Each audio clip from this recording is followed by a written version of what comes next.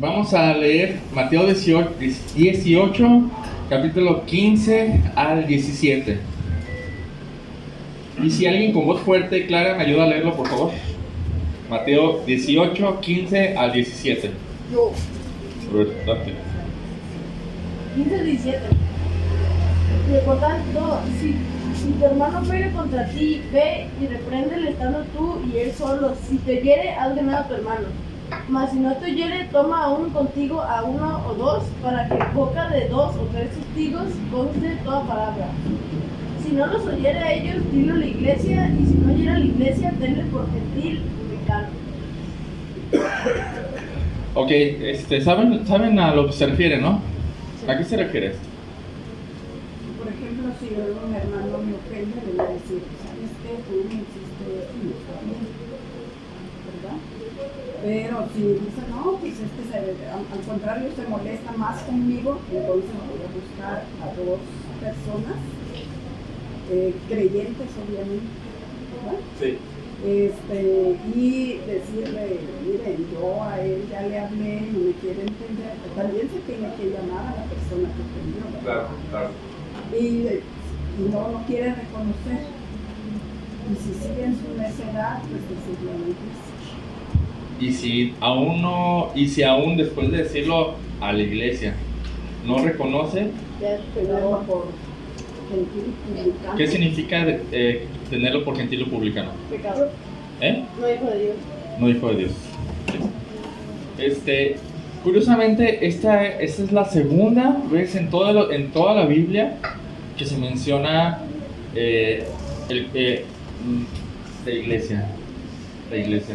La primera vez es en Mateo 16 y habla de la iglesia universal. Aquí es en Mateo 18, habla de la iglesia local, ¿no? Y la gente dice, que eso es duro, ¿no?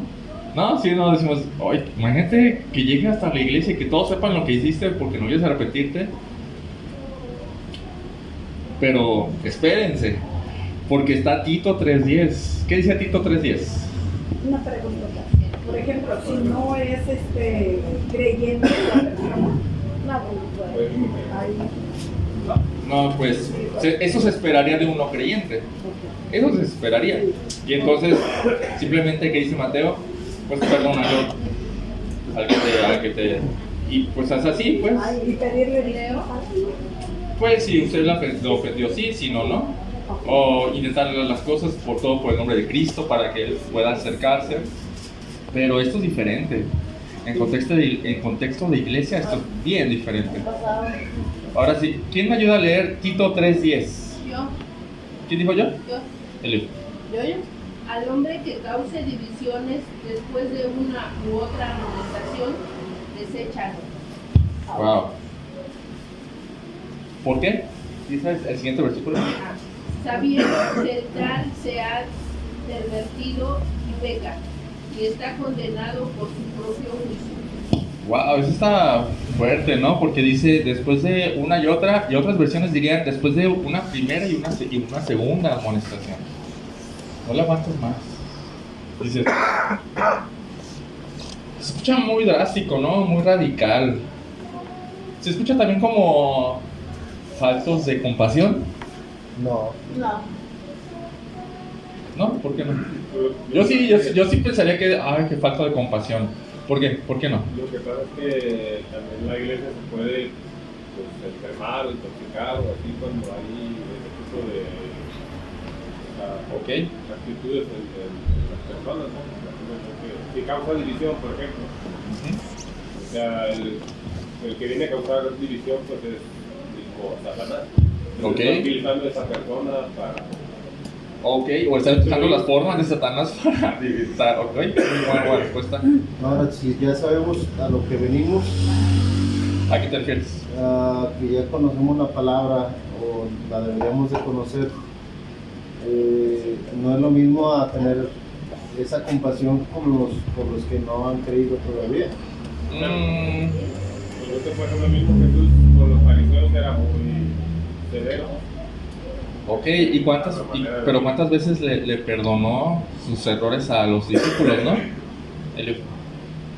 Pienso que seríamos como cualquier otra iglesia que en total la regamos y no nos importa el efecto que causemos en Ok. los demás. Ok, muy bien. Debemos de corregir realmente y ponernos en el lugar de la otra persona y saber que la regamos y no tenemos, callarnos y pedir, aprender a pedir perdón y también aprender a perdonar. Ok. Por aquí hablan de casos extraordinarios. Sí, definitivamente habla de casos extraordinarios. Y todos tienen algo de razón, pero aquí lo que vamos a ver es en un contexto muy específico, que es la unidad de la iglesia, ¿no? Y vamos hoy a ver por qué es importante la unidad de la iglesia, ¿no? Pero antes de eso quiero preguntarles acerca de estos dos pasajes donde uno dice, si no se arrepiente, sácalo, ¿no? Tenle por gentil y publicano, o sea, tómalo como no creyente y así condúcete con él. ¿Y cómo somos con los no creyentes? ¿Los rechazamos? No, al contrario, es vente. Entiendo que eres no creyente y pues mejor te tengo paciencia y te enseño el evangelio y así somos como los no creyentes. No suena como trátalo mal, recházalo. No suena así, suena como los católicos, que es comúlgalo y nunca más. No, más bien es sí, no eres parte ya, pero vente, ¿no? Ven, sé parte. Pero el Tito 3:10 es sácalo. También hay una donde Pablo le dice y a Alejandro y a no sé quién más. Sí, córtalos porque son como gangrena. Así, ¿no? Los he entregado a Pero creo Satanás. que se ven las intenciones de la persona muchas veces. Eh, O el corazón, ¿no? No siempre se ven las intenciones, la verdad. A veces son muy sutiles, a veces parecen cristianos, pero no son cristianos. Pero fuera de todo eso, hay una razón muy específica, pero esa razón ahorita la voy a tocar. Pero quiero preguntar antes esto. ¿Han conocido, han escuchado de alguna iglesia donde se hayan aplicado estas medidas de hablar con el hermano, pero así bíblicas? Generalmente caen en murmuración. Primero cae en murmuración, o sea, lo que debe ser es, me ofendiste, déjalo contigo a solas. Porque dice, si lo convence ya ganaste un hermano, que es el contexto del pasaje, el perdón. Y la oveja perdida y todo eso es el contexto del pasaje. Y si no, pues habla con tráete otros dos testigos para convencerlo, no para hacerlo sentir mal, sino para convencerlo. O sea, ¿han sabido de alguna iglesia que haya seguido estos pasos o no? Sí. No, en nuestra actualidad. En la actualidad. Yo sí he escuchado de pastores que no están en disciplina. No, me refiero a que hagan esto con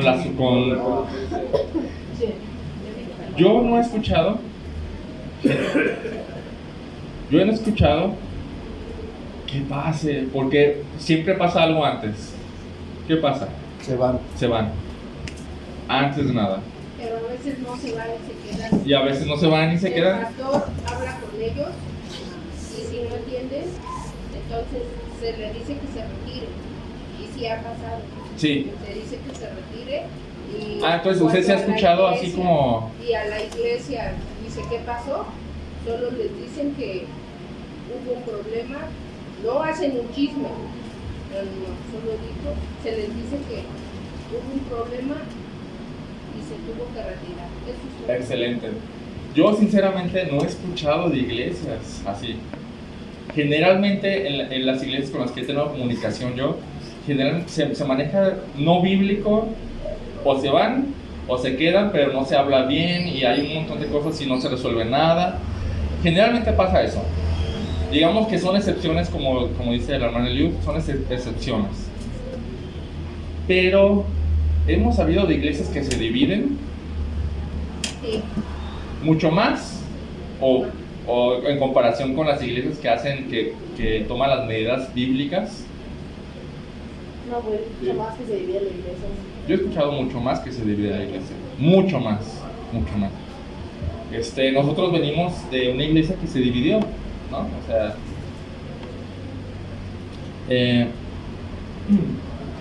¿La iglesia que se dividió? sí, una vez Sí, una sola vez. Y fue terrible, fue muy feo para muchas personas. Ahora, ¿por qué ustedes creen que casi no se aplica estas medidas como se debe? Como lo dice la Biblia. Es que, o sea, si te dice que confrontes al hermano directamente, o sea, generalmente eso, pues, en uno sienta como, ay, ¿qué voy a decir si le digo? Y decir, entonces es más fácil hablarlo con otra persona y decir, ¿sabes qué? Es que fulano me hizo. Es más fácil Empieza ahí a murmurar pegarse. que ser valiente a enfrentar estas cosas, ¿no? Y está peor, ¿no? Porque dice, ¿qué se está dividiendo? Va a ir pasando como el chisme y ya. Sí, es peor. Es correcto, es peor. Yo pensaría que sí se logran apagar esos pequeños conatos de problemas, pues. Yo creo que si no se alcanza de raíz, ahí sí. Y queda, a lo mejor ya no se expresa, pero queda aquí y empiezas a murmurar. Por eso, tanto Jesús con Mateo y Pablo con Tito, les expresa eso al primero que cause divisiones. Digo, al que cause divisiones, después de una y otra amonestación, sácalos. Entonces, yo creo que los cristianos hemos perdido de vista que tenemos que, generalmente, no digo que todos, generalmente hemos perdido de vista que tenemos que obedecer lo que dice la palabra. Pero en su lugar buscamos alternativas más amables, como, déjalo con él. Oye, tú también habla con él. No, y luego tú, es que no nos hace caso. No, tiene paciencia. Después de una y otra, y otra, y otra, y otra, y otra, y como 50 amonestaciones hasta que él te termina yendo porque ya se enfadó.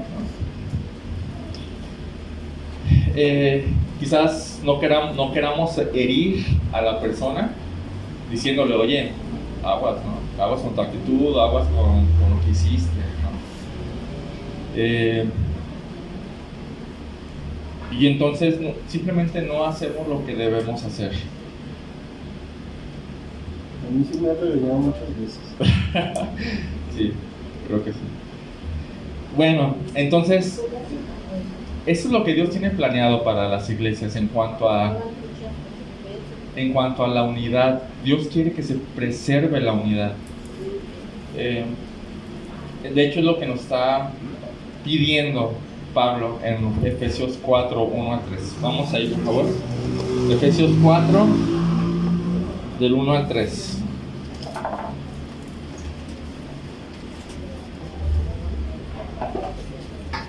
Efesios 4, del 1 al 3.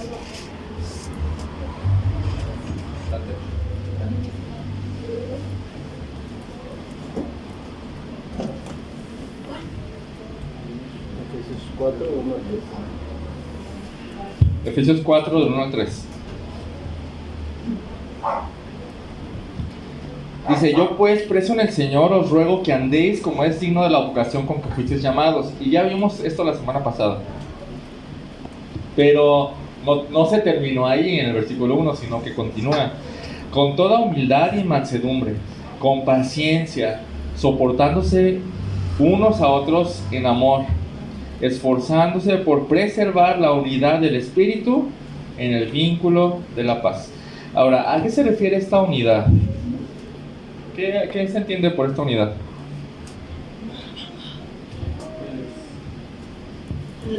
Del baño al Sí. estaba el cablecito en un estado.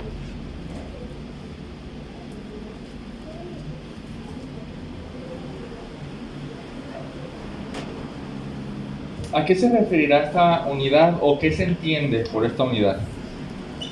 Dice, esforzándose por preservar la unidad del Espíritu en el vínculo de la paz. Bueno, esta unidad, ¿a qué se refiere? En otras partes de la Biblia dice que de un mismo pensar y de un mismo sentir. Ok. ¿Algo más? Sí. Yo pienso que pensar, pues todos tenemos que estudiar para hablar de la palabra de Dios y después lo que común acuerdo, ¿verdad? Es correcto. Y ahora en sentir que si algún hermano, así significa, ¿no? Que si algún hermano tenga aflicción, Y si está en alegría y si los interesa, ¿qué? Es correcto, muy bien. ¿Alguien más? ¿A qué se referirá esta unidad? ¿Qué significa unidad? Una sola pieza. ¿Eh? Un solo cuerpo. Un solo cuerpo, una sola pieza, un solo de algo, ¿no? Ajá. Bien. Entonces, ¿qué es lo que se nos está llamando en este versículo, en el versículo 3? ¿Qué es lo que se nos está llamando a hacer? Versículo Hacer 3. un mismo cuerpo. No. Hacer un mismo. A ver, hay que leerlo, ¿no? Hagamos lo posible para mantener Para mantener, no hacer, sino mantener. Es interesante porque la unidad, como el círculo que tenemos aquí. por así decirlo, aunque ese círculo es mucho más amplio que los que estamos aquí, ¿sí? Pero sí, exacto. Bien, la unidad entre todos los cristianos parecería como algo inalcanzable, ¿no? Porque todos tenemos un buen de formas de pensar, ¿no? Aún entre cristianos hay un buen de formas de pensar en doctrinas, ¿no? ¿Qué dicen los reformados? ¿Qué dicen los calvinistas? ¿Qué dicen los arminianos? ¿Qué dicen los luteranos? ¿Qué dicen los bautistas? ¿Qué dicen? Sí, los evangélicos. ¿Qué dicen los pentecostales? ¿Qué? Todo así, todo. Sin embargo, no dice que sea un deseo que hay que lograr. Es como que, ojalá se unieran todos. ¿Qué es lo que dice? Preserven la unidad, dando por hecho de que ya hay unidad, ya hay una unidad. Y se le llama la unidad del Espíritu. Y esta unidad tiene que ver, sí, con la Trinidad. Ahorita vamos a ver, porque toda la Trinidad está involucrada, pero es el Espíritu el que nos mete a la unidad. Acompáñenme a 1 Corintios 12, 13, por favor.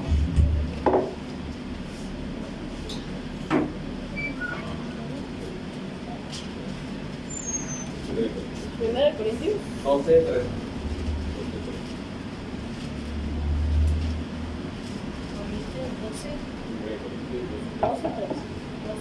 ¿Alguien quiere leerlo, por favor?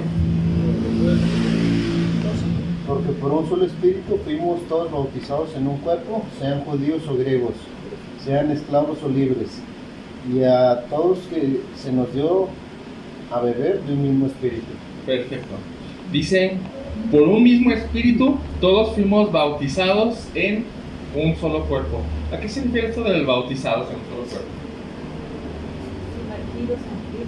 Sumergir. No está hablando del bautismo de agua que usamos para representar las realidades espirituales. Está hablando de una realidad espiritual, de hecho. El Espíritu nos tomó y nos metió, nos insertó en el cuerpo de Cristo. ¿Bien? Sí, estamos... La palabra bautizar es sumergir, ¿no? Hagan de cuenta que es un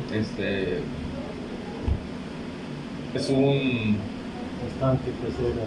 Sí, es un recipiente de agua y el Espíritu Santo nos pone ahí adentro. Y todos empezamos a formar parte de ese recipiente de agua, ¿no? Eso es lo que estamos. Y entonces se nos va uniendo, pero el Espíritu Santo es el que lo hace. ¿Y cuándo lo hace?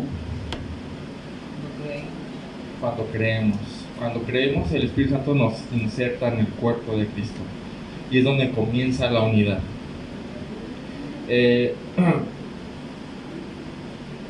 Pero como dije, Aún no estemos bautizados de todos los el bautismo de agua, el que usamos nosotros para representar estas realidades espirituales, es un símbolo de lo que ya pasó en la realidad espiritual. Si ya creíste, el Espíritu ya te insertó en el cuerpo de Cristo. Y posteriormente se puede planear el bautismo como lo hemos hecho hasta ahora, ¿no? Pero si alguien ya creyó, por ejemplo, vamos a poner el ejemplo del ladrón de la cruz. Él no tuvo la oportunidad de bajarse de la cruz y bautizarse.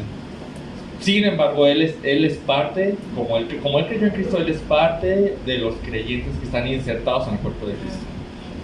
Bien, entonces, como dije, la Trinidad completa está presente en la unidad cristiana. Vamos a llamarla unidad cristiana. Y vamos a ver cada aspecto donde se menciona esa Trinidad, o vamos a ver las realidades de lo que significa la unidad cristiana. Y eso va a estar en Efesios 4, del 4 al 6.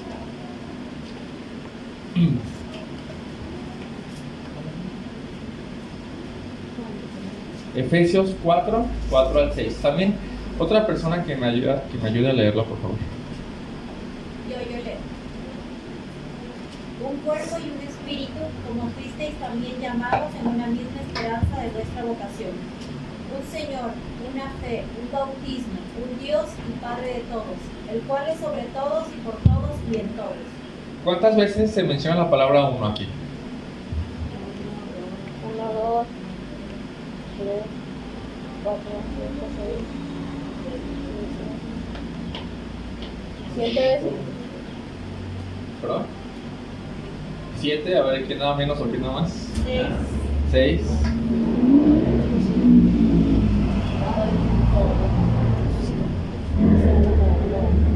¿7? ¿Un o una? 7. Perfecto. Entonces vamos a ver una por una. Primero dice, un solo cuerpo. Vamos a empezar a ver las realidades. Estas son realidades, no son esperanzas, no son deseos, sino es algo que ya es un hecho, ¿no? Entonces, Es doctrina, pero sí, es correcto. Dice un cuerpo, al principio del versículo 4, hay un solo cuerpo. ¿Qué se entiende por un cuerpo? ¿Qué entienden? nuestro cuerpo, pero en conjunto, ¿no? O sea, el cuerpo tiene muchas partes, pero es uno solo. Ajá, bueno. O sea, Es una figura bíblica, ¿no? Entiendo que es como todos somos un cuerpo, pero no todos servimos para lo mismo. Ok, O sea, unos pueden ser pies, otros pueden ser manos, otros ojos. ok. Cada quien tiene un talento, algo. Entonces lo que estamos hablando... Pati. Pues significa que son muchos miembros gobernados por una sola mente. Una sola cabeza, por así decirlo. Bueno, de hecho es la figura bíblica. Es correcto, es correcto. Esa figura, yo estoy seguro que la tomaron de Romanos 12 o 1 Corintios 12, ¿no? Donde dice, somos un cuerpo. O Colosenses dice que Cristo es la cabeza del cuerpo, que es la iglesia, ¿no? Quiero que me acompañen a Gálatas 3.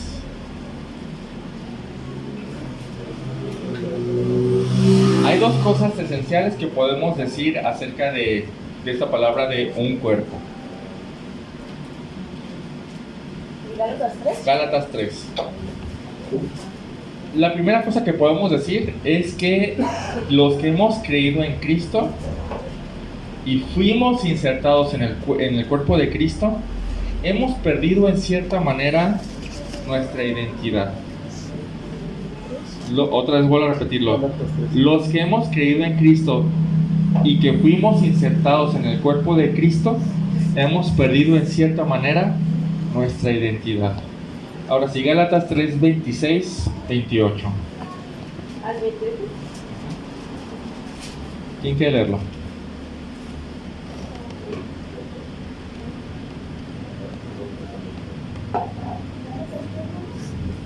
Gálatas 3, 26, 28. 26, 28. Cris. Ya no hay judío ni griego, no hay esclavo ni libre. Perdón, ¿desde el 26? Desde el 26. Pues todos sois Porque todos sois hijos de Dios por la fe en Cristo Jesús. Porque todos los que habéis sido bautizados en Cristo, de Cristo estáis revestidos.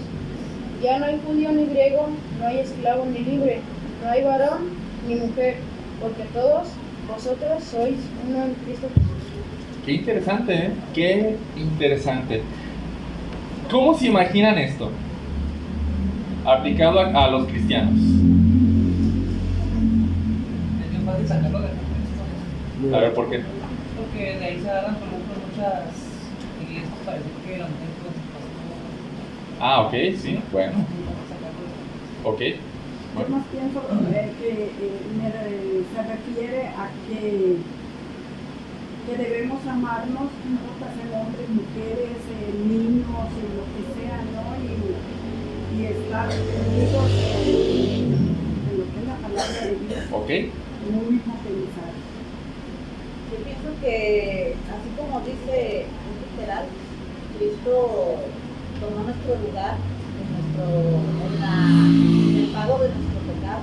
ajá. Entonces, literalmente, nosotros debemos de vivir la vida de Cristo. Bueno, ok. ¿Qué más? Bueno, imagínense que vamos a las fiestas de octubre, ¿no? ¿Se han ido? ¿Sí? ¿Cómo se Como pone? hace 20 años. ¿Cómo se pone? Desde hace 20 años, ¿cómo se pone?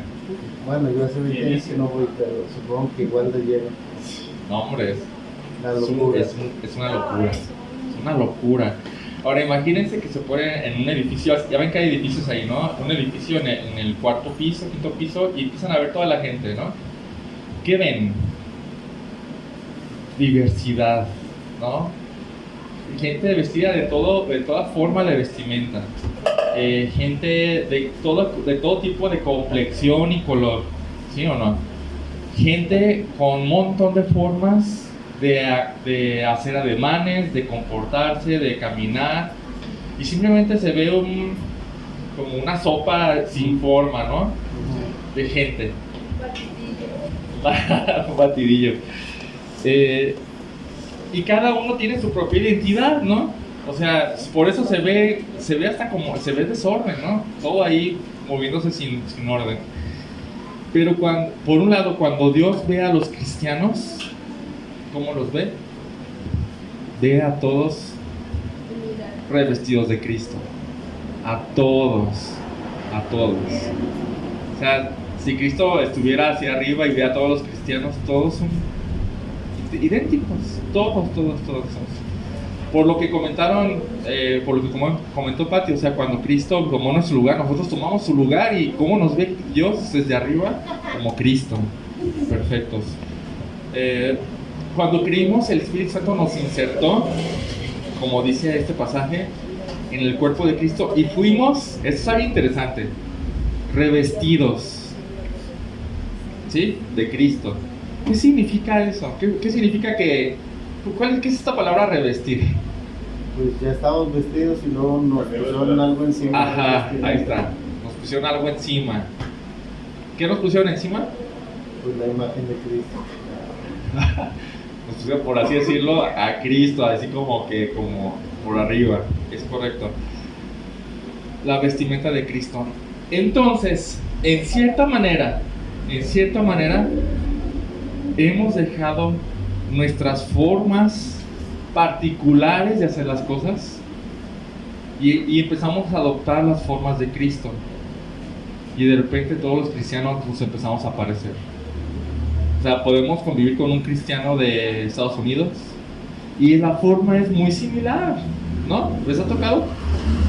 No, hemos dado aquí al ojo a gente de Estados Unidos, gente de Argentina, gente de Venezuela.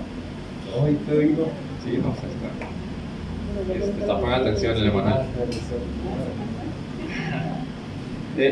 Y los notamos muy similares, ¿no? Y podemos hablar el mismo lenguaje, o sea, aunque unos hablan inglés y otros español, podemos hablar de la misma forma, ¿no? Esa es una forma en la que podemos ver la unidad del cuerpo. Cada creyente es parte del cuerpo, ¿no? La unidad del cuerpo. Pero la segunda forma es que realmente somos un cuerpo. Realmente somos el cuerpo de Cristo. Quiero que me acompañen a Romanos 12:5, por favor. Romanos 12:5.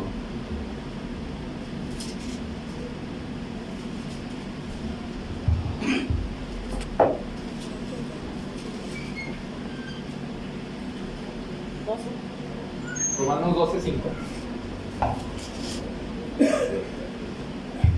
¿Quién quiere leerlo, por favor? Dice, Así nosotros, siendo muchos, somos un solo cuerpo en Cristo, y todos miembros de los unos de los otros. Es súper interesante, súper interesante. Cada uno de nosotros, sí o no, tiene un carácter bien particular. Todos somos bien diferentes, todos. Cada uno de nosotros, de hecho es el contexto del pasaje, se nos dio diferentes dones, ¿no? Y todos tenemos diferentes capacidades. Sin embargo, dice cada uno, o sea, somos miembros los unos de los otros. Miembros es una palabra de cuerpo. Somos miembros los unos de los otros. Y juntos todos somos, dice, un cuerpo en Cristo. Y de hecho Cristo es la cabeza, como dice Colosenses. Entonces, sí, por un lado perdemos nuestra identidad y empezamos a parecernos todos a Cristo, ¿sí? Dejamos nuestra identidad, pero por otro lado, realmente somos un cuerpo y ese cuerpo es el de Cristo, donde Cristo es la cabeza. Bueno, no sé, pero a mí me ha habido veces que eres cristiano, aunque no me conozcan, entonces como que se reconoce, o también uno se da una cuenta, es cristiano. Sí, de repente conocemos a alguien y como que no sabemos y después nos enteramos de que es cristiano y dices, con razón, sí. Como dice que por sus frutos los conoceréis. Que por sus frutos los Sí, conoceréis. correcto. Bueno, esto es la primera realidad. Todo creyente de Cristo, o todo creyente en Cristo, está insertado por el Espíritu Santo en el cuerpo de Cristo. Segunda realidad, un espíritu. Dice un cuerpo, un espíritu. Y vamos ahora con esta parte de un espíritu. Ahí estamos no estamos ahí. 1 Corintios 12, 7 al 11. 1 Corintios 12, 7 al 11. Alguien que no tenga la Reina Valera, alguien que tenga Biblia de las Américas o NTV. 12, 1 Corintios 12, 7 al 11. Algo bien interesante es que si quieres saber dónde se encuentran lo de los dones y todo eso, es 1 Corintios 12 y Romanos 12. No se les olvide. ¿12 qué? 1 Corintios 12, 7 al 11. ¿Alguien tiene una versión que no sea la Reina Valera? A ver, Daniel. A cada uno de nosotros se nos da un don espiritual para que nos ayudemos mutuamente. A uno el Espíritu le da la capacidad de dar consejos sabios. Al otro el mismo Espíritu le da un mensaje de conocimiento especial. Pausa.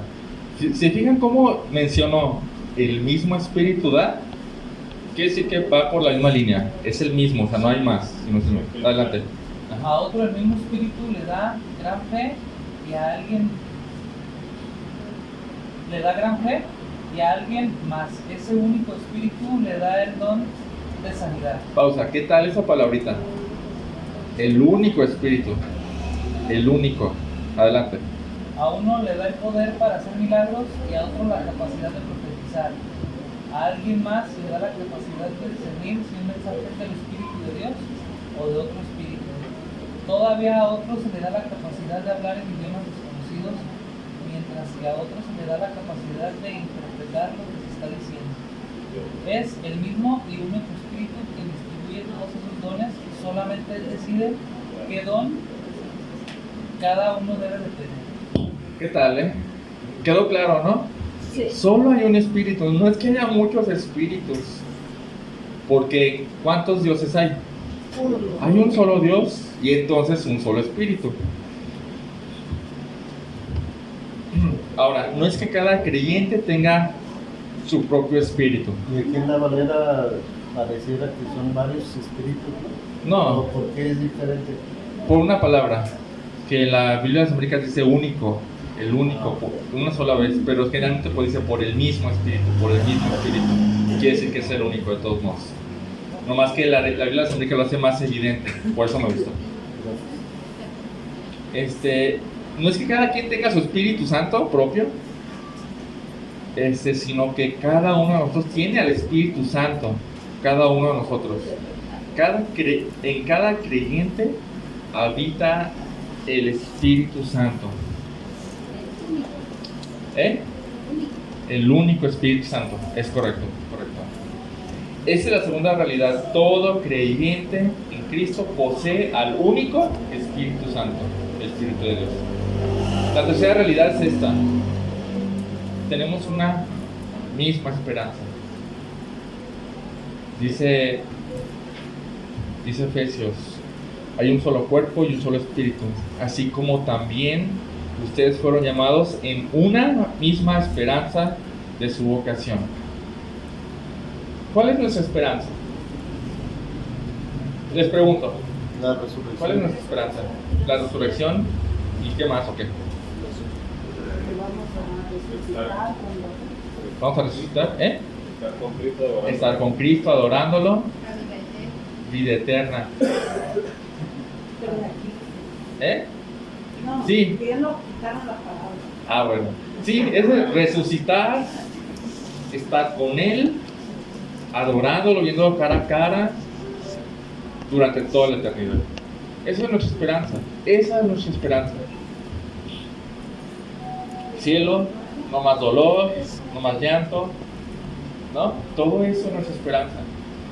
Y todo creyente tiene la misma esperanza. Todo creyente. Esa es la tercera realidad. En todo creyente en Cristo, Dios depositó esa esperanza de estar con el Señor para siempre, por la eternidad. La cuarta realidad es esta: un Señor. ¿Sí notaron? Estas tres primeras características se basaron en lo que el Espíritu hace, ¿no? El Espíritu nos inserta en el cuerpo. Bueno, y la segunda es que tenemos un solo Espíritu, y la tercera es que tenemos una esperanza la cual el Espíritu Santo nos dio cuando creímos, ¿no? Las siguientes dos, o las siguientes tres, tienen que ver más con el Señor Jesucristo. Por ejemplo, dice un Señor. Esta palabra no se refiere a Dios Padre, esta palabra se refiere a Jesucristo. Dice Mateo 6:24, no lo busquen, pero dice: nadie puede servir a dos señores. Ahora, ¿qué entendemos por un Señor? A ver, díganlo. Sí, definitivamente. Es una persona. ¿Qué significa la palabra Señor? respeto.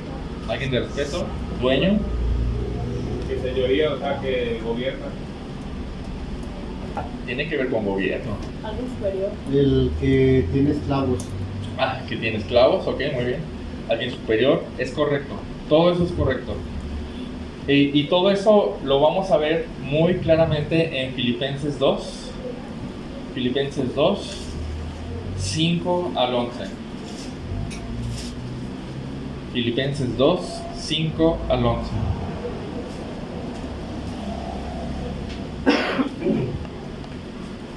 ¿Alguien que guste leerlo? Yo. Israel.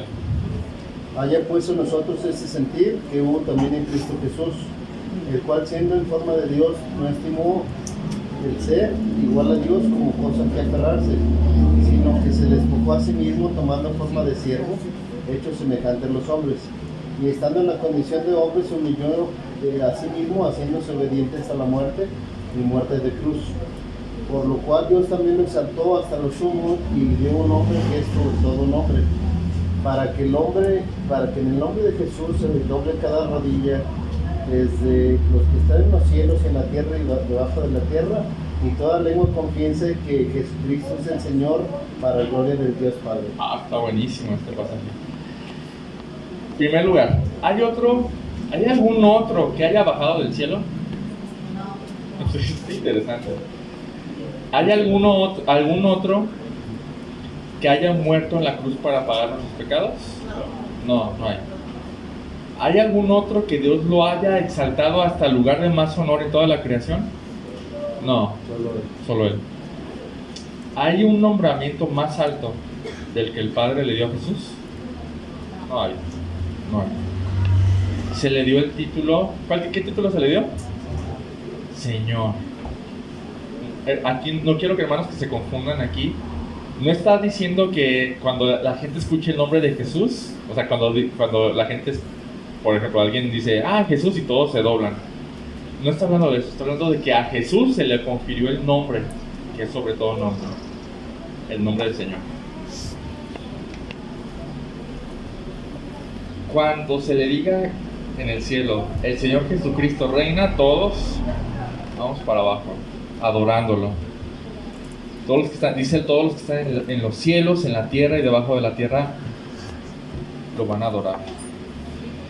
Señor significa que tiene tanta dignidad como no nos lo podemos imaginar. Señor significa que Él tiene toda autoridad sobre todo, en especial sobre los creyentes. Pregunta: ¿qué Señor está sobre todos los creyentes? Nuestro Señor Jesucristo está sobre todo creyente. ¿Qué significa eso? Que Jesucristo tiene toda autoridad sobre nosotros. El hermano Israel dijo una palabra clave. Está escondida en la Reina Valera, y en las versiones en las versiones en español está muy escondida, y en las del inglés también. La palabra que generalmente menciona es siervo, pero no es siervo. La palabra correcta es esclavo. El 99% que vea en la palabra siervo no es siervo, es esclavo. Y el esclavo no tiene autoridad propia, no se puede dirigir como él quiere. El esclavo tiene un señor. Eso es lo que significa que Jesús es el Señor. Entonces, ¿el Señor está sobre todos los creyentes? La respuesta es sí, sí está. Y el Señor manda. Y el cristiano esclavo obedece, se somete y obedece. Quiero que vayamos a Romanos 10, por favor, Romanos 10, 9. Es un pasaje muy, muy conocido y generalmente lo usamos mucho en el evangelismo, ¿no? ¿Te lo sabes? Empezamos con nuestro voz. ¿Sí? En su corazón que él Romanos 10, 9. Muy bien. Vamos a leerlo. ¿Quién lo quiere leer?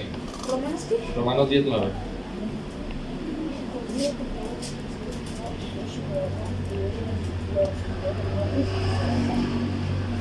¿Quién lo quiere leer? Sí. Carlos. Perdón. Porque si con la boca declararas públicamente que Jesús es el Señor y con el corazón demuestras fe en que Dios lo levantó de entre los muertos, serás salvado. Perfecto. Dice que si confiesas con tu boca que Jesús es el Señor. Y en el evangelismo decimos, ora al Señor y dile Señor, ¿no? Dile Señor Jesucristo. No se trata de decirlo, no se trata de palabras vacías, se trata de reconocer cuando estamos evangelizando, necesitamos darle a entender a la gente, oye, pero Él manda. ¿Estás de acuerdo con eso? Que Él manda y que tú ya no tienes poder sobre ti. ¿Qué pasaría si predicamos así? No, mejor no. Ajá. Además no lo entendieron. ¿Sí? Mucha gente no lo entendía. Exactamente, pero esa es la manera correcta de decir, oye, es el Señor. Sopésalo, ¿no? Sopésalo. ¿Qué prefieres? ¿El infierno y una eternidad sin Él? ¿O sumisión a Él y una eternidad con Él? Entonces, bueno, ya te la piensas, ¿no? Pero en nuestro evangelismo podemos ser más sinceros. Eso es lo que se espera de ti. Eso es lo que más se espera decir de la ti. parte buena.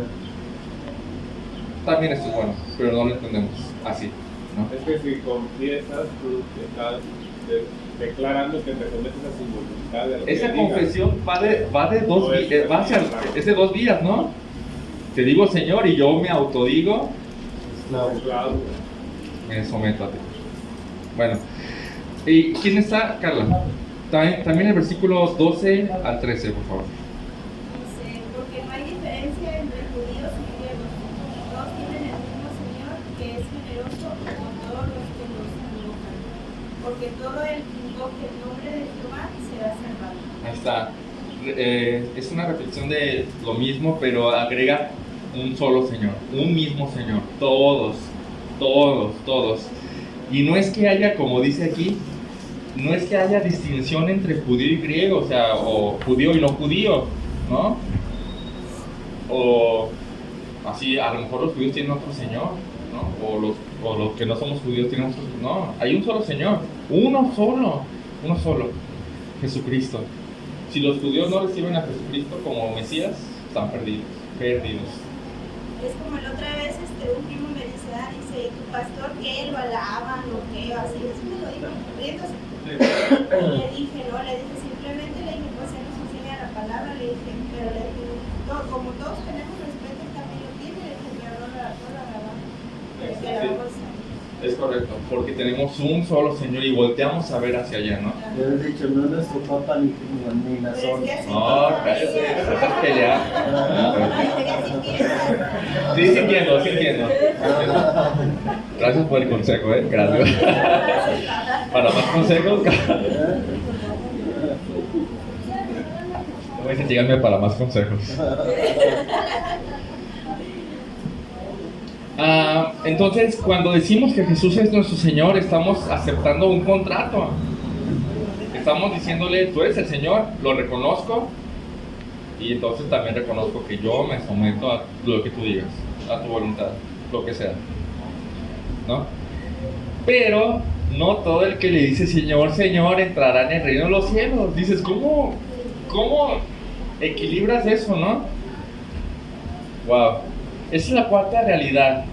Jesús es el Señor, realmente, lo es. Aquí lo está diciendo, es el Señor, hay un Señor. Esa es la cuarta realidad. Jesús es el Señor sobre la vida de cada creyente. Él manda y nosotros nos sometemos. Pero dirías, o preguntarías, oye, pero yo veo gente que se dice cristiana que no se somete al Señor. O sea, yo no veo que se someta, o sea, es evidente que no se somete, ¿no? Pues se dice, ¿no? Sí. La Biblia es clara, muy clara. Quien no se somete al señorío de Cristo, la Biblia dice que no son creyentes. Porque todo creyente se somete al señorío de Cristo. Así que no nos confundamos, todo creyente se somete a un solo Señor, el Señor Jesucristo. En esto somos uno también, ¿sí o no? Todos creyentes nos sometemos a un solo Señor, uno solo. Después dice, seguimos con Efesios 4, dice un solo cuerpo, un espíritu, una misma esperanza a la que fuimos llamados, un solo Señor, sigue una sola fe. Ahora, hay dos formas de pensar en la fe en la Biblia. La primera es la que más conocemos, el acto de creer. La segunda es el cuerpo de revelación divina. ¿Sí? La primera es creer, ¿no? Por ejemplo, cuando dice Jesús, hija, tu fe te ha salvado, porque creíste en mí, fuiste sanado. Pero la segunda tiene que ver más con todo lo que el cristiano cree. El cuerpo doctrinal, por así decirlo, el cuerpo de revelación. Muchas veces la declaración de fe, la declaración doctrinal, así le puse, ¿no? Se le denomina también declaración de fe. O sea, las doctrinas o las enseñanzas que el cristiano cree. Y ese aspecto es con el que Judas, capítulo 1, versículo 3, lanza una exhortación. Vamos a Judas, capítulo 1. Bueno, Judas 1, 3.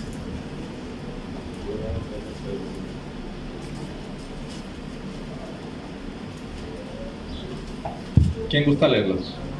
Judas está casi al final. Es el anterior al Apocalipsis, ¿no?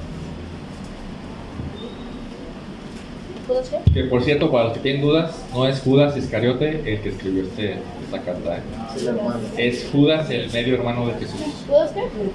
Judas 1:3, por favor.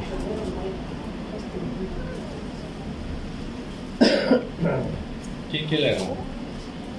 Dice el 3. 1:3. Amados, por la gran solicitud que tenía de escribiros tocante a la común salvación, me ha sido necesario escribiros exhortándoos a que contendáis ardientemente por la fe y ha sido una vez dada a los santos. Wow. Fíjense lo que Judas está haciendo. Luchen, peleen ardientemente por la fe que les fue entregada a los santos. Dices, o sea, ¿a qué se refiere?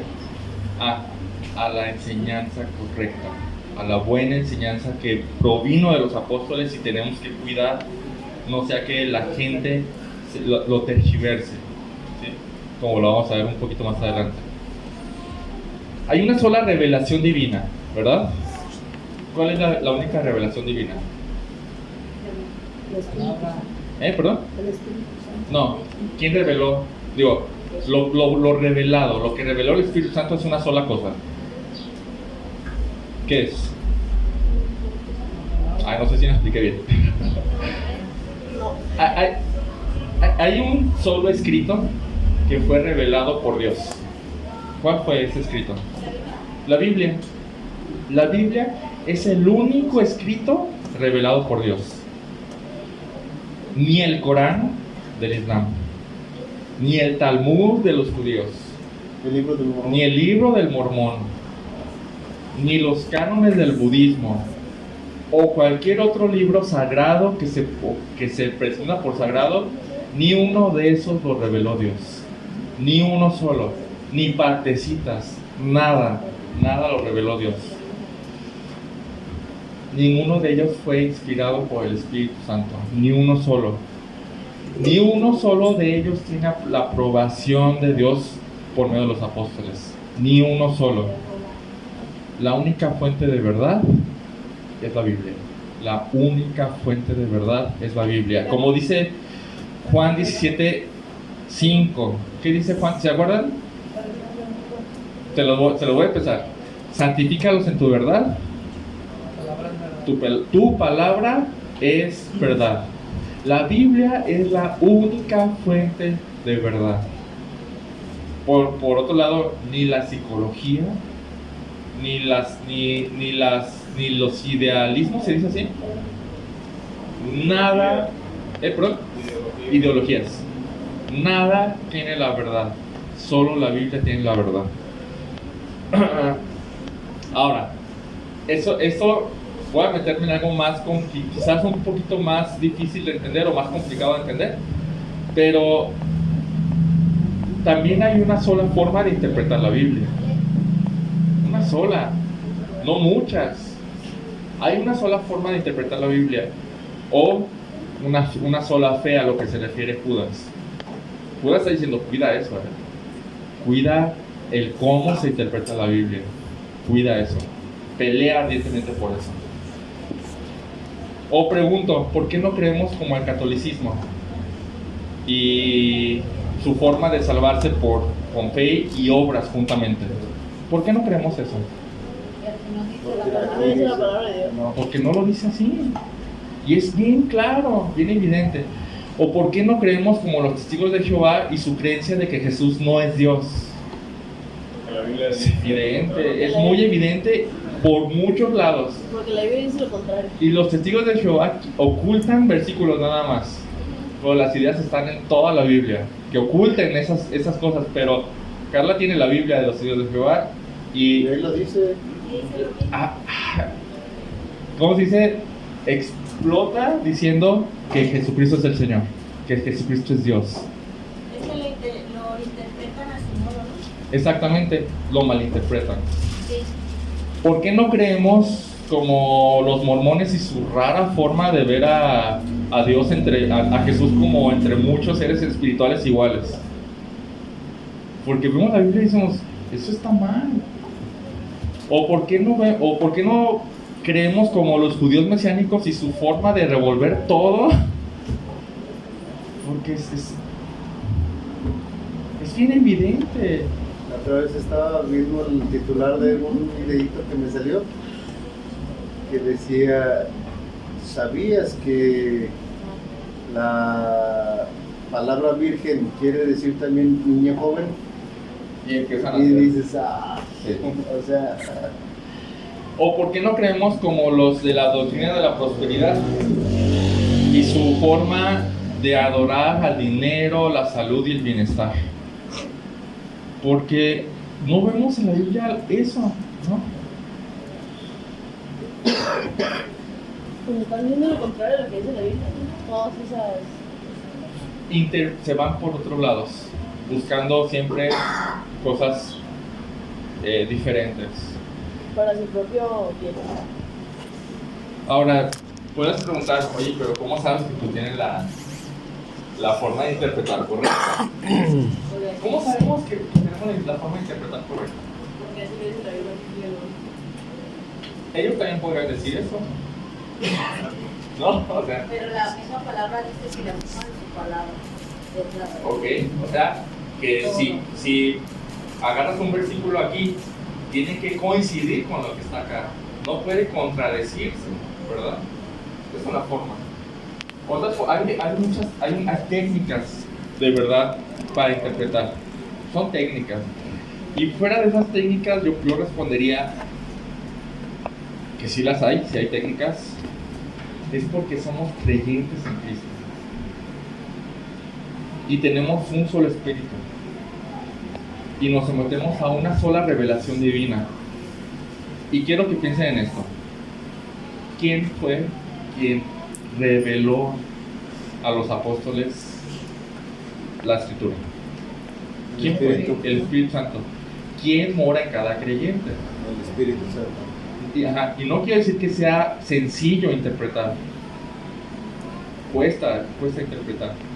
Pero lo que quiero decir es que ese Espíritu nos guía y nos protege para que no nos vayamos por otros lados. Nos protege. Fuera de las técnicas que hay. Ahora, ¿seguimos en Judas? ¿Estamos en Judas todavía? Sí. ¿Qué pasa con los que se desvían de esa sola fe? Hablando del cuerpo doctrinal, del cuerpo de enseñanzas que se debe enseñar. Judas 1:4 dice, no son creyentes. Por eso digo que el Espíritu Santo nos cuida de desviarnos. Dice Judas 1:4, después de exhortarnos a contender ardientemente por este cuerpo de enseñanza, ¿qué dice Judas 1:4? Porque algunos hombres han entrado encubiertamente, los que desde antes habían sido destinados para esta condenación, hombres impíos que convierten en libertinaje la gracia de nuestro de nuestro Dios, y niegan a Dios, el único soberano, y a nuestro Señor Jesucristo. Wow. Simplemente Judas dice, no son creyentes. Esos que se desvían no son creyentes, ni tienen el Espíritu Santo, porque si tuvieran el Espíritu Santo, no pasaría eso. El Espíritu Santo protege eso. Esa es la quinta realidad. Todos los creyentes tenemos una sola revelación divina y en una misma forma, aunque quiero decirles que sí hay diferencias superficiales. Por ejemplo, las formas de nosotros no van a coincidir algunas formas superficiales con los luteranos, ¿verdad? Los luteranos son más que es como más solemne su forma de hacer un domingo, ¿no? O por ejemplo, nuestra forma no va a ser la de los bautistas, ¿no? Que son más cuadrados en su alabanza, no hay baterías y cosas de este tipo. Bueno, aquí podemos tener baterías y no las hay, ¿verdad? Pero me refiero a que los bautistas tocan con órganos, solo himnos. Después hablamos de eso. Evangélicos. Pero todos, ya sean bautistas, luteranos, evangélicos, reformados, calvinistas, todo ese tipo de todas esas denominaciones, todos creemos que solo hay un Cristo, un Mesías, y que solo en Cristo hay salvación, y creemos que ese Cristo es Dios, y todos creemos que solo la Biblia es la palabra de Dios, y todos creemos que es por medio de la fe que nos podemos acercar a Dios por medio de Cristo, y también creemos que es por gracia, no es por nuestras obras. Todos creemos eso. Y también creemos todos que todo lo que hace Dios es para su propia gloria. Esas no son diferencias superficiales, eso es unidad en la fe, unidad del cuerpo de enseñanza. Después, también un solo bautismo. Dice Juan Calvino, dice, esto no significa que el bautismo cristiano no deba administrarse más de una vez. ¿Qué puede pasar, no? Hay personas que no estaban seguras la primera vez de ser cristianos y dicen, oye, ¿me puedo bautizar otra vez?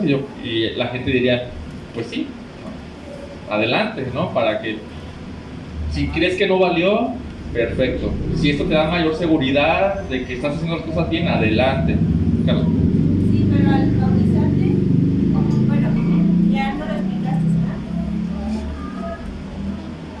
¿Qué es lo que es? Bueno, ya me lo explicas, pero realmente, ¿qué es lo que se hace, pues? ¿O cómo dices tú que primero sí y luego otra vez me quiero bautizar?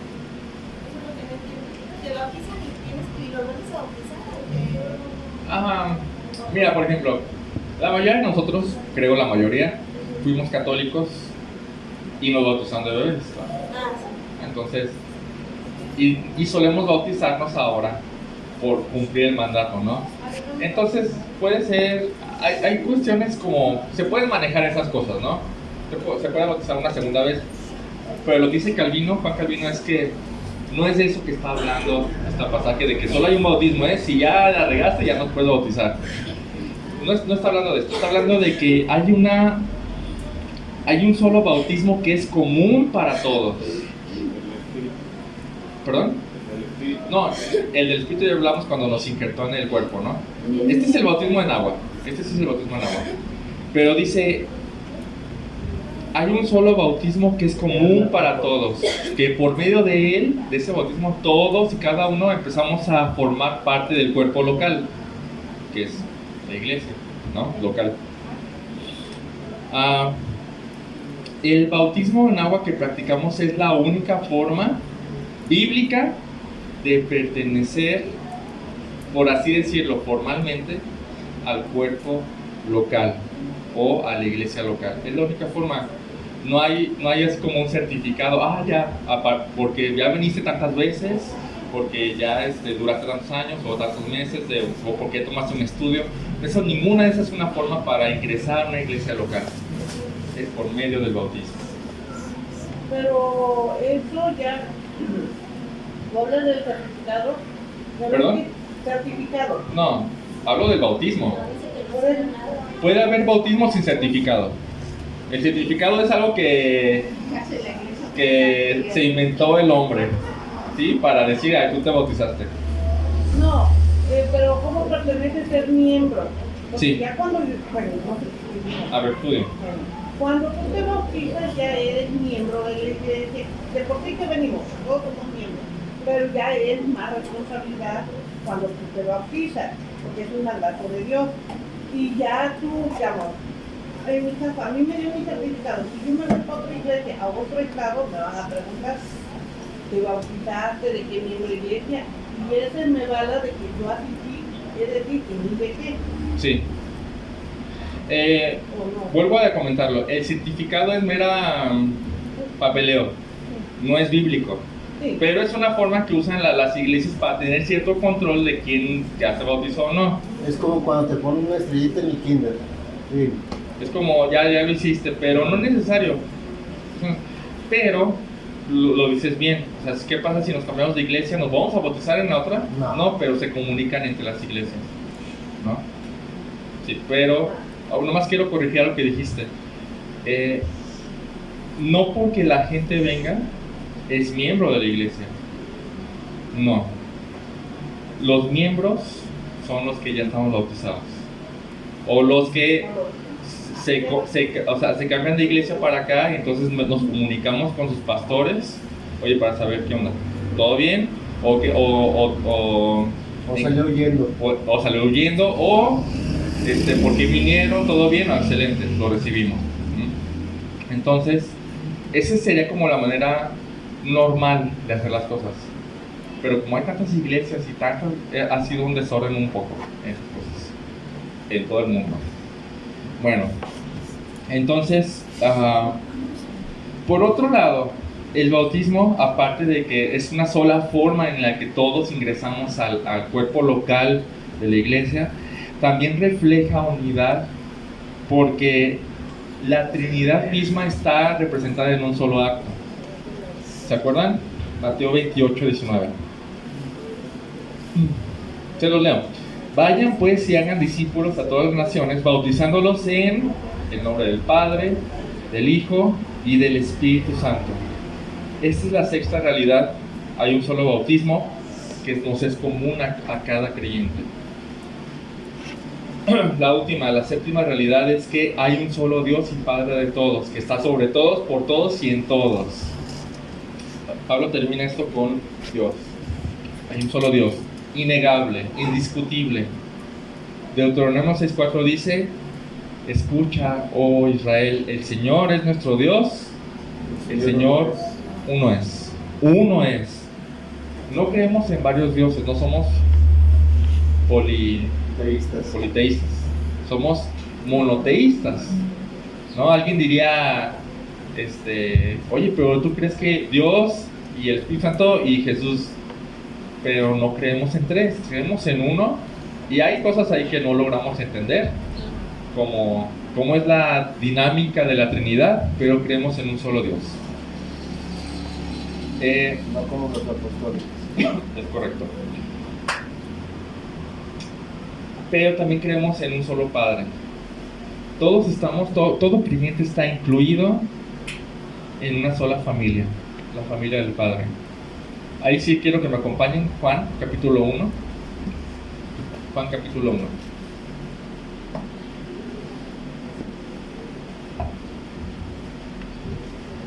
Versículo 12, 13. ¿Quién lo gusta leer? 2 y 13. 12 y 13. Juan 1, 2 y 13. Bien. Sí, Cris. Mas a todos los que le recibieron, a los que creen en su nombre, les dio potestad de ser hechos hijos de Dios, los cuales son engendrados no de sangre ni de voluntad de carne ni de voluntad de varón, sino de Dios. Bien, esa es la séptima realidad. No todo mundo es hijo de Dios. No todo mundo es hijo de Dios. No todo mundo es hijo de Dios. No todos los que se dirigen a Dios como Padre es Padre de ellos. No todo mundo que cree que Dios es su Padre es Padre de ellos. Pero los que recibimos a Cristo, los que creemos en su nombre, se nos dio ese derecho y diría esa misericordia de llamarnos sus hijos. Y entonces todo creyente sin excepción tiene el mismo Padre, nuestro Padre Celestial. Bueno, en conclusión, ya vimos que hay un solo cuerpo, hay un solo espíritu, hay una misma esperanza a la que fuimos llamados, hay un solo Señor, una sola fe, que es el cuerpo de enseñanza, hay un solo bautismo y hay un solo Dios y Padre de todos. La pregunta es, ¿si hay unidad o no? Hay una unidad que no depende de nosotros, que ya es una realidad, y no son deseos, no es que, no está diciendo Pablo, por favor, para que pase eso, no está diciendo eso. Estas realidades nos meten en una unidad muy práctica. Eso tiene que ver con nuestra práctica. Si todos los creyentes realmente somos hijos del mismo Padre, ¿cómo nos debemos comportar entre nosotros? Como hermanos del mismo Padre. ¿Cómo sería eso en la práctica? ¿Cómo sería? Ayudarnos. ¿Qué más? Confortarnos. Ajá. Estar el uno para el otro. Estar en posición, ¿no? Preocuparnos, respetarnos, amonestarnos. Si vemos que alguien ¿qué haríamos con un hermano que vemos que se está perdiendo en la bebida? Un hermano de sangre. ¿Qué haríamos? Pues, Ir con él y, oye, tranquilo. ¿O qué haríamos con un hermano que vemos que la está regando con su familia? Oye, hermano, no hagas eso. O sea, ese tipo de cosas. Ahora, si todos tenemos el mismo Señor, ¿cómo se notaría eso en nuestra forma de vivir en comunidad? Con familia. Al mismo Señor. O sea, pensando en Jesús como que todos nos sometemos a Él, ¿no? ¿Cómo se notaría eso? ¿Se vería? Sí se ve. ¿Cómo se ve? Hay cierta igualdad de cómo nos vivimos todos juntos como comunidad. Sí se vería. Ahora, si todos somos, es una realidad, todos somos un cuerpo, ¿de qué forma eso se percibe afuera? ¿Cómo nos ayudamos? No, más bien es como actuamos todos, ¿no?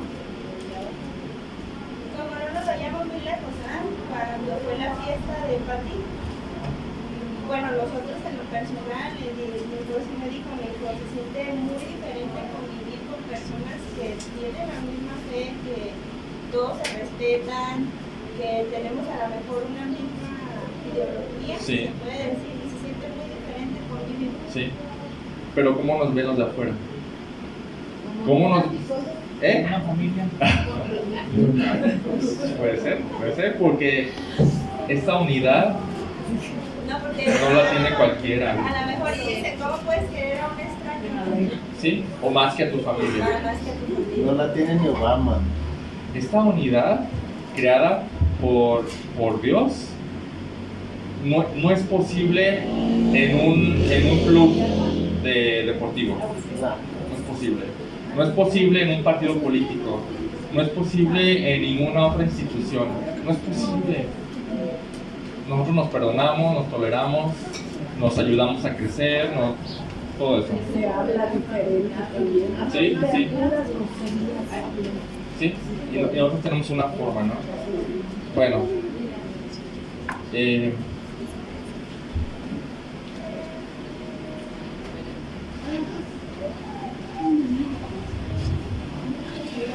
El cómo. Fíjense que ¿se acuerdan de la exhortación de Tito, no? Al que después de una y otra amonestación sigue causando divisiones, échenlo fuera. Creo que ahora, después de haber visto todo esto, se entiende mejor. No se oye tan drástico. Se oye, sí, échalo fuera. O la exhortación de Jesús en Mateo es: arregla las cosas. Y si no se puede arreglar ni con la iglesia, no es cristiano. Se entiende mejor. ¿Por qué? ¿Qué es lo que quiere Dios lograr con esta unidad? Hay una implicación demasiado alta. Y con eso termino. Vamos a Juan 17:20.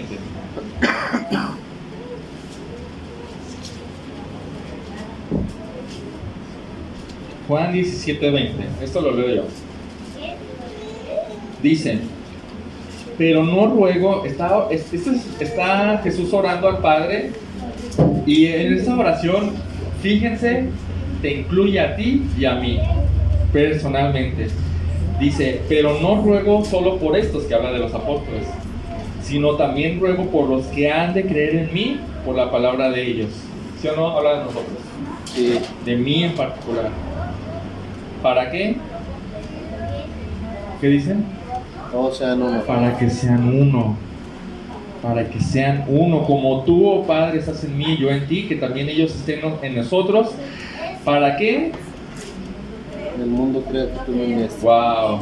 Esto es grande. La unidad en la iglesia es testimonio para la gente de afuera. Si no hay unidad y hay división, ¿qué testimonio se les da a los de afuera?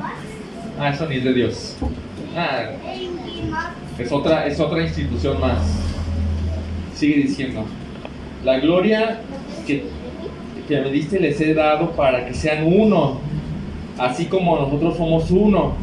yo en ellos y tú en mí, para que sean perfeccionados en unidad, para que el mundo sepa que tú me enviaste. Eso es grande, hermano. Por eso la exhortación de Tito: al que cause división, por esto, sácalo, después de una y otra amonestación, sácalo, porque el tal se ha pervertido. Sácalo, no vaya a ser que empiece a murmurar y otros sean ganados para él, y es un desastre las divisiones, son un desastre. El cómo, nos fuimos un poquito al revés. El cómo está en el versículo 2 y 3, con toda humildad y mansedumbre, con toda paciencia, con soportándonos unos a otros en amor y usando el vínculo de la paz. Todo eso lo vamos a ver la siguiente semana. Vamos a ver. Bendito Padre, gracias por este mensaje, gracias por esta exhortación, gracias por estas realidades, Señor, que tú las hiciste posible, y solo nos mandas a preservar esta unidad en la cual ya estamos incluidos. Ayúdanos a entender las dimensiones de esto, las implicaciones, para que esta iglesia pueda permanecer unida todo el tiempo, Señor, que permanezca. Y confiamos en que tú lo haces. En nombre de Jesús. Amén. Amén.